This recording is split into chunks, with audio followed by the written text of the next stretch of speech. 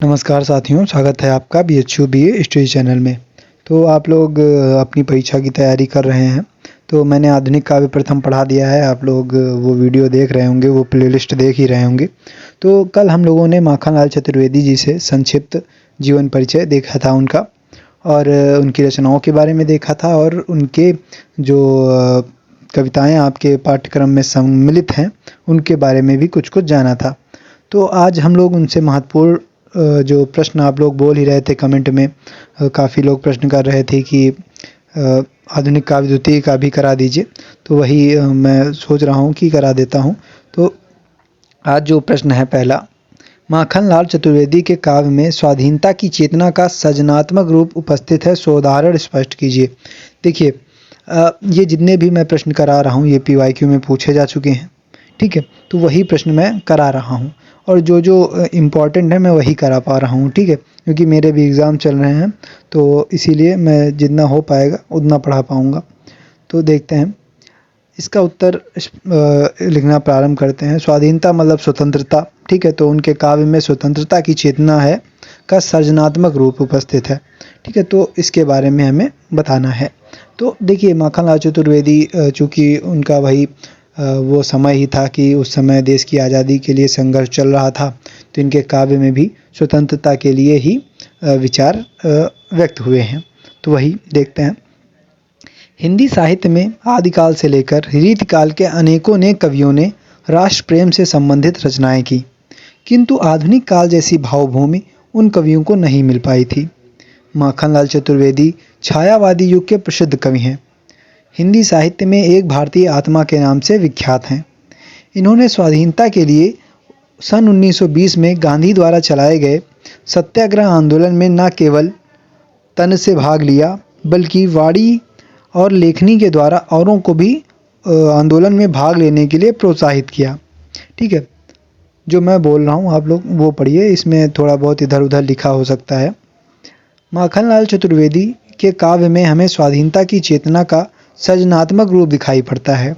वह स्वाधीनता के लिए 12 बार जेल गए थे, और वहीं पर उन्होंने कैदी और कोकिला कविता लिखी, जिसमें उन्होंने बताया कि किस प्रकार भारतीय स्वाधीनता सेनानियों के साथ जेल में दुर्व्यवहार तथा यातनाएं की जा रही हैं, ठीक है। तो इन रचनाओं को लिखने का उनका एक यदि उद्देश्य देखा जाए तो ये भी था कि लोग यदि इसे पढ़ेंगे तो लोगों के मन में भी आंदोलन के प्रति, आंदोलन में भाग लेने के प्रति एक ललक पैदा होगी, ठीक है। तो ये सभी भी काव्य वे इस भी उद्देश्य से लिख रहे थे, ठीक है। तो वे अपनी कैदी और कोकिला कविता में कहते हैं कि ऊंची काली दीवारों के घेरे में, डाकू चोरों बटमारों के डेरे में, जीने को देते नहीं पेट भर खाना, मरने भी देते नहीं तड़प रह जाना, ठीक है। तो ये पंक्तियां हम लोग कोट कर देंगे।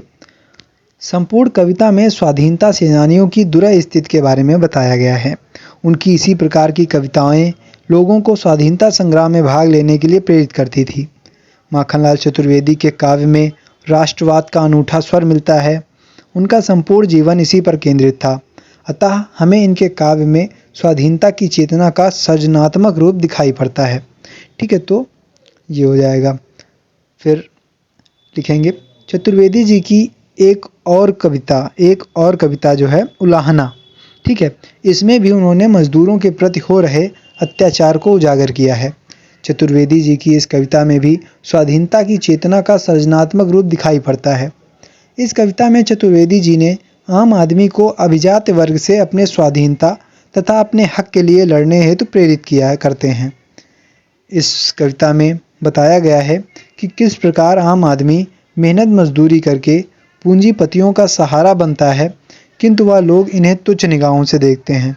तो वे लिखते हैं कि सदा सहना सदा श्रम साधना, भर भर वही है जो लिए छोटों का मत व्रत हैं, तनिक छोटों से घुलमल के रहो, जीवन बड़े सब मिट गए, छोटे सलामत हैं, ठीक है। तो ये उन्होंने पूंजीपतियों को कहा है।